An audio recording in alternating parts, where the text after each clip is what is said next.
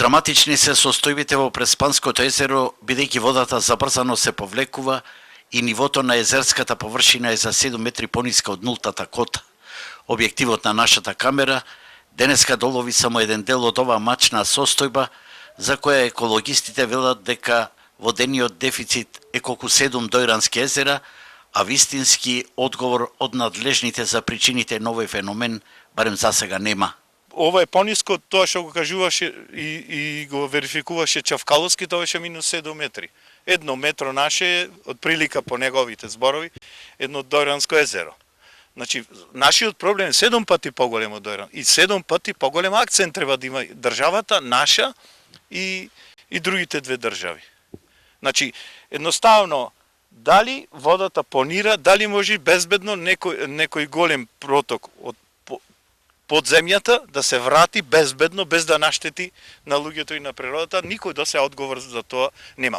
Но покрај хидролошките аларми, рибарите перија и кон загадувањето од овоштарите, чии пестициди придонесуваат кон создавањето на црвени алги и езерските води остануваат без кислород, како закана за рибите и за целиот автохтон биодиверзитет.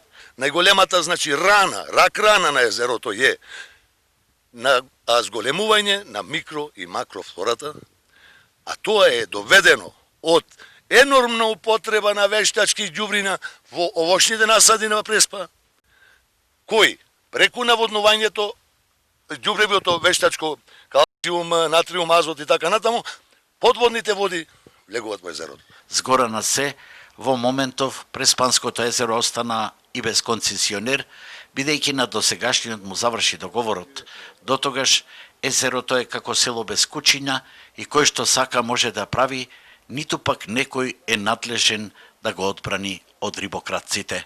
Драматичните состојби во Преспанското езеро со ниското ниво на водата, но и воопшто со сите други импликации што се случуваат тука, па дури и тоа што во моментов нема концесионер кој ќе се грижи за рибниот фонд на езерото, секако создаваат една слика на многу проблематични состојби кои што ќе имаат далекосежни последици, а станува збор за трилатерален простор меѓу три држави кои што треба заеднички да ја споделат судбината на ова секако прекрасно езеро кое вака изгледа дека е на умирање.